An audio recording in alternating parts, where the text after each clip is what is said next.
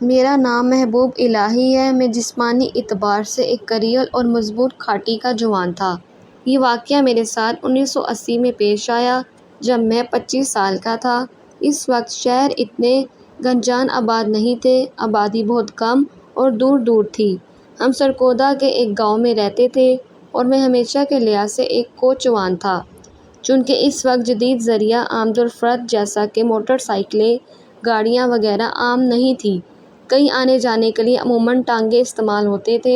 ہم جہاں رہتے تھے وہاں تقریباً 40 گھر اور بھی تھے۔ ان میں سے ایک گھر احمد خان کا تھا، جس کی بیوی اکثر بیمار رہتی تھی اور کئی بار اس کو اسپتال منتقل کرنا پڑ جاتا تھا۔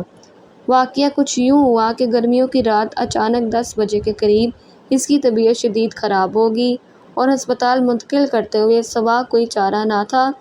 علاقہ چونکہ ویران تھا، اس لیے اس وقت کوئی بھی کوچوان ہسپتال لے جانے پر راضی نہیں تھا۔ احمد خان کی بیوی کی طبیعت بگڑتی چلی جا رہی تھی۔ میں فطرتاً ایک بہادر جوان تھا۔ مجھے جیسے ہی اطلاع ملی تو میں فوراً ٹانگا لے کر ان کے گھر پہنچا اور مریض کو لے کر اسپتال کی طرف چل پڑا۔ رات 12 بجے ہم سول اسپتال سرگودا پہنچے اور مریض کو داخل کروایا۔ میں نے صبح گاؤں سے دوسری سواریوں کو بھی لانا تھا، کیونکہ یہ بھی میرا ذریعہ معاش تھا، اس لیے مریض کو اسپتال داخل کرواتے ہی میں گاؤں کے لیے روانہ ہو گیا۔ اس وقت تقریباً 1 کا عمل ہوگا جب میں اپنے گاؤں کی طرف جاتی کچی سڑک پر مڑا۔ گاؤں میں لوگ سرشام ہی سو جاتے تھے اور آدھی رات کے وقت اتنا سناٹا عام سی بات تھی، مگر آج ماحول میں کچھ عجیب پرسرائیت تھی۔ یوں لگ رہا تھا جیسے کچھ انوکھا ہونے والا ہے۔ چاند کی چاریاں 5 تاریک تھیں، اس لیے روشنی اتنی زیادہ نہیں تھی۔ میرے پاس ایک لالٹین تھی جو کہ ٹانگے کے ساتھ باندھی ہوئی تھی۔ میں کچھ دور ہی چلا تھا کہ میری نظر ایک برقع پوش خاتون پر پڑی، جو کہ راستے کے دائیں طرف کھڑی ہاتھ کے اشارے سے رکنے کا انتظار کر رہی تھی۔ میں رات کے اس وقت اکیلی عورت کو یوں بیچ راستے میں دیکھ کر حیران ہوا۔ پہلے تو میں نے سوچا کہ نہ رہوں، مگر پھر یہ سوچ کر کہ کوئی سچ مچ مصیبت کی ماری نہ ہو، میں نے ٹانگا روک دیا تو وہ عورت تیزی سے میری طرف آئی اور منت سماجت کرنے لگی کہ میں اسے ساتھ والے گاؤں چھوڑ دوں، کیونکہ اس کی بہن بیمار ہے اور بہن کی بیماری کا سن کر وہ اپنے گاؤں سے پیدل آ رہی ہے۔ لیکن اب مزید نہیں چلا جا رہا۔ میں نے مصیبت کی ماری سمجھ کر ٹانگے کے پیچھے بیٹھنے کی اجازت دے دی۔ ابھی ہم تھوڑی دور ہی گئے ہوں گے کہ اچانک مجھے یوں محسوس ہوا ٹانگا پیچھے والی سائیڈ سے بھاری ہوتا جا رہا ہے اور اس وجہ سے گھوڑے کے پاؤں اکڑنے لگے۔ میں نے ایک دم ٹانگا روک دیا اور اتر کے اس عورت کی طرف آیا اور اس سے پوچھا کہ پیچھے تو صرف وہ بیٹھی ہے، پھر اتنا وزن کہاں سے آیا؟ اس عورت نے جواب دیا کہ تم اس بات کو چھوڑو، بس ٹانگا چلاؤ۔ میں تذبذب کا شکار جیسے ہی مڑنے لگا تو میری نظر اس عورت کے پاؤں پر پڑی۔ یہ دیکھ کر میرا خوف سے برا حال ہو گیا کہ اس کے پاؤں الٹے ہیں۔ مجھے لگا کہ آج تو میری خیر نہیں ہے۔ مجھے دیکھ کر وہ عورت سمجھ گئی کہ مجھے پتہ چل گیا ہے۔ اس نے غصے میں کہا کہ ٹانگا چلا اور پیچھے مڑ کے نہ دیکھنا، ورنہ تیرا کلیجہ نکال کر کھا جاؤں گی۔ اس کی آواز ایسی تھی جیسے کئی بلیاں آپس میں لڑ رہی ہوں۔ خیر میں نے آیت الکرسی پڑھتے ہوئے ٹانگا اندھا دھند دوڑا دیا اور پیچھے مڑ کر نہیں دیکھا اور ٹانگا گھر کے سامنے جا کر ہی روکا اور بنا ادھر ادھر دیکھے دوڑنے کے سے انداز میں گھر میں داخل ہو گیا۔ اس رات مجھے کپکپاتی تیز کے ساتھ تیز بخار ہو گیا۔ گرمیوں کا موسم ہونے کے باوجود جاڑے جیسی ٹھنڈ لگی۔ بخار کی وجہ سے میں اس دن گھر سے باہر نہیں گیا۔ میرے گھر میں کل 7 لوگ رہتے تھے، میں، ماں باپ، دادی اور 3 بہنیں۔ گرمیوں کی وجہ سے سب لوگ کھلے سین میں چارپائیاں بچھا کر سوتے تھے۔ رات 2 بجے کا وقت ہوگا کہ میری آنکھ ایک عجیب سے احساس سے کھلی۔ مجھے یوں محسوس ہوا کہ جیسے کوئی دھیرے دھیرے میرے بالوں انگلیاں چلا رہا ہے۔ جیسے ہی میں نے اپنے سرانے کی طرف دیکھا تو ایک بہت خوبصورت عورت بیٹھی تھی۔ اس کو دیکھ کر جیسے ہی میں نے چیخنے کے لیے منہ کھولنا چاہا تو اس نے میرے منہ پر ہاتھ رکھ دیا اور میرے کان میں گاڑی کی کہ اگر اپنی اور اپنے گھر والوں کی زندگی عزیز ہے تو چپ رہو۔ میں نے ڈر کے مارے چپ سادھ لی۔ اس لیے ایسے ہی دن گزرنے لگے۔ وہ روز رات کو اسی وقت آتی اور میرے بالوں میں انگلیاں چلاتی۔ میں دن بدن مزید بیمار ہونے لگا اور خوف سے کھانا پینا چھوٹ گیا۔ میری حالت دیکھ کر گھر والے بہت پریشان تھے کہ ہمارے اچھے بھلے بیٹے کو پتہ نہیں کون سا روگ لگ گیا ہے کہ یوں گلتا جا رہا ہے۔ سرگودا شہر کے سارے ڈاکٹرز کو دیکھ لیا، سب ٹیسٹ کروا لیے، مگر سب ایک ہی بات کہتے کہ اس کو کوئی بیماری نہیں ہے۔ میں اپنے گھر والوں کی پریشانی دیکھ رہا تھا، مگر ان کو اس ڈر کے مارے کچھ نہیں بتاتا تھا کہ کہیں وہ چڑیل ان کو کوئی نقصان نہ پہنچا دے۔ میرے گھر والے جب مایوس ہونے کے قریب تھے تو میری عیادت کے لیے آئے ہوئے کسی رشتہ دار نے مشورہ دیا کہ کسی عامل وغیرہ کے پاس جا کر دکھاؤ نہ ہو، یہ ضروری نہیں کہ کسی اوپری شے کا اثر ہے۔ گھر والوں کو امید کی کرن نظر آئی اور اگلے دن میرے والد صاحب اور چچا زاد بھائی ساہیوال روانہ ہوئے، کیونکہ وہاں ان دنوں ایک عامل کی بہت شہرت تھی۔ 2 دن بعد وہ لوگ اس عامل کو لے کر لوٹے۔ اس عامل نے میری حالت دیکھتے ہی کہہ دیا کہ اس پر بہت خطرناک چڑیل کا اثر ہو گیا ہے۔ میں اس کو بھگانے کا عمل رات 12 بجے کے بعد شروع کروں گا، جو کہ 3 دن تک جاری رہے گا، اور اس دوران میرے اور اس جوان کے علاوہ کمرے میں کوئی نہیں آئے گا۔ رات 12 بجے عمل شروع ہوا۔ سب گھر والے عامل کی ہدایت کے پیش نظر صحن میں تھے۔ عمل شروع ہونے کے کچھ دیر تک تو خاموشی رہی، مگر اچانک ہی زوردار چیخوں کا سلسلہ شروع ہو گیا۔ ایسے لگتا تھا کہ ہزاروں چنگاریاں چمگادڑیں مل کر چیخ رہی ہوں۔ عامل نے اپنا عمل جاری رکھا۔ دیکھتے ہی دیکھتے کمرے کے ایک کونے میں کالا سیاہ دھواں جمع ہونا شروع ہو گیا، اور اس دھوئیں نے ایک خوفناک چڑیل شکل دھار لی۔ عامل کے عمل کی وجہ سے وہ چڑیل اپنی اصل شکل میں آئی تھی۔ اس کے لمبے لمبے نوکیلے دانت تھے، بالوں نے چہرے کے علاوہ پورے جسم کو ڈھانپ رکھا تھا، اور آنکھوں کے ڈیلے باہر کی طرف لٹکے ہوئے تھے، اور ناک سر سے غائب تھی۔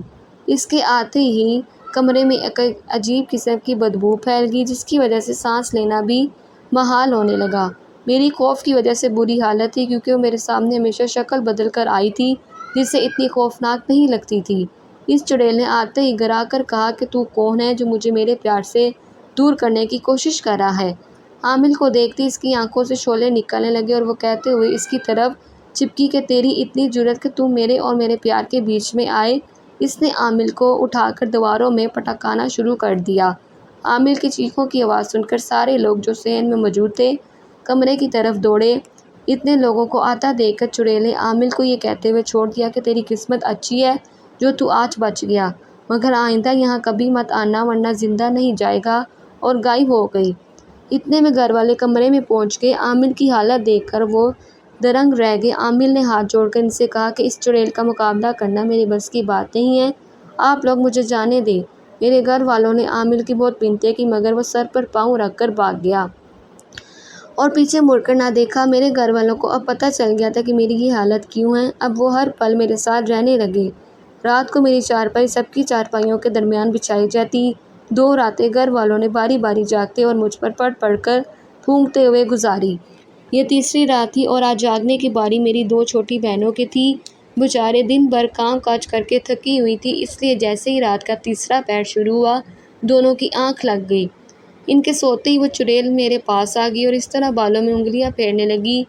خوف کی وجہ سے میں کوئی سوال نہ کر سکا، اور صبح پھر سے میری حالت خراب ہو گئی۔ گھر والوں کو علم ہو گیا کہ پھر سے وہ میرے پاس آئی تھی۔ میری ماں اور بہنوں نے رونا شروع کر دیا، اور ان کے شوہر کی وجہ سے پورے گاؤں والے گھر میں جمع ہو گئے۔ ان میں سے کسی نے میرے والد صاحب کو ایک حافظ صاحب کا بتایا، جو کہ استقال آباد سرکودا میں رہتے تھے اور بہت نیک انسان تھے۔ ان کے پاس اکثر مسلمان جنات قرآن پاک کی تعلیم حاصل کرنے آتے رہتے تھے۔ میرے والد اور چچا فوراً استقال آباد کی طرف روانہ ہوئے اور اگلی صبح حافظ صاحب کو لے کر گاؤں پہنچ گئے۔ تب تک میری حالت بہت خراب تھی۔ والد صاحب بتاتے ہیں کہ میں غنودگی کی حالت میں تھا اور عجیب باتیں کر رہا تھا۔ خیر، حافظ صاحب نے آتے ہی گھر کے سب افراد کو تلاوت قرآن پاک کرنے کا کہا۔ سب قرآن پاک کی تلاوت کرنے لگے۔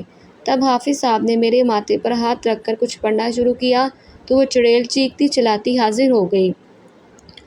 حافظ صاحب نے اس سے پوچھا کہ وہ کون ہے اور مجھے کیوں تنگ کر رہی ہے۔ تب اس نے بتایا کہ پاکستان بننے سے پہلے وہ اپنے گھر والوں کے ساتھ ہمارے گاؤں سے اگلے گاؤں میں رہتی تھی۔ اس کا نام چمپا ہے اور وہ ہمارے گاؤں کے ایک لڑکے سے پیار کرتی تھی۔ پاکستان بننے کے وقت وہ لڑکا حملے میں مارا گیا اور چمپا اپنے خاندان کے ساتھ انڈیا کے لیے نکل گئی، مگر اس کو اس لڑکے سے اس حد تک محبت تھی کہ وہ سرحد پار کرنے سے پہلے ہی مر گئی، اور اس کے گھر والے حملہ آوروں کے ڈر سے اس کی لاشیں وہیں چھوڑ گئے۔ تب سے اس کی روح ادھر ادھر بھٹک رہی ہے۔ ایک دن اس کی نظر مجھ پر پڑی اور اتفاق سے میری شکل اس لڑکے سے ملتی تھی جس سے وہ پیار کرتی تھی۔ مجھے دیکھ کر اسے ایسے لگا کہ اس کا پیار اسے واپس مل گیا ہے۔ تب اس نے میرے قریب آنے کے لیے ضبط کیا اور اب مجھے ساتھ لیے بغیر جائے گی۔ حافظ صاحب نے اس کو سمجھایا کہ اس کا اور میرا ایک ہونا ناممکن ہے اور میں ایک بوڑھے باپ اور 3 بہنوں کا اکلوتا سہارا ہوں، اس لیے مجھے چھوڑ دے ورنہ وہ اسے جلا کر بھسم کر دیں گے۔ اس نے حافظ صاحب سے کہا کہ وہ ایک شرط پر مجھے چھوڑنے کو تیار ہے، اس کی ہڈیوں کو لا کر اس کا ہندوانہ رسم رواج کے مطابق انتم سنسکار کیا جائے تاکہ اس کی روح کو سکون مل سکے، اور بتایا کہ فلاں فلاں جگہ زمین میں اس کی ہڈیاں موجود ہیں۔ حافظ صاحب نے اس سے وعدہ کر لیا اور مشرف مختلف آیات پڑھ کر پھونکتے رہے۔ کچھ دیر بعد میرا بخار کم ہونا شروع ہو گیا اور مجھے ہوش میں آتے دیکھ کر گھر والوں نے خدا کا لاکھ شکر ادا کیا کہ ہمارا بیٹا ٹھیک ہو گیا ہے۔ حافظ صاحب نے گھر والوں کو نماز، 5 گانا اور تلاوت قرآن پاک کی تلقین کی، کیونکہ اس پاک کتاب میں ہر مسئلے کا حل اور ہر بیماری کی شفا موجود ہے۔ حافظ صاحب نے جاتے جاتے پانی دم کر کے گھر کے چاروں کونوں میں چھڑک دیا اور مجھے گلے میں پہننے کے لیے ایک تعویذ دیا تاکہ آئندہ کوئی ناخوشگوار واقعہ پیش نہ آئے۔ اس کے بعد میں نے کوچوانی چھوڑی اور اپنے گاؤں میں ایک کریانے کی دکان کھول لی۔ رفتہ رفتہ ہمارا گاؤں شہر کا حصہ بنا اور میرے کاروبار میں بھی ترقی ہو گئی۔ میرے گھر والے آج بھی حافظ صاحب کو دعائیں دیتے ہیں۔ اگر ہماری ویڈیو پسند آئے تو ہمارے چینل کو سبسکرائب کریں۔ ملتے ہیں نیکسٹ ویڈیو میں۔ اللہ حافظ۔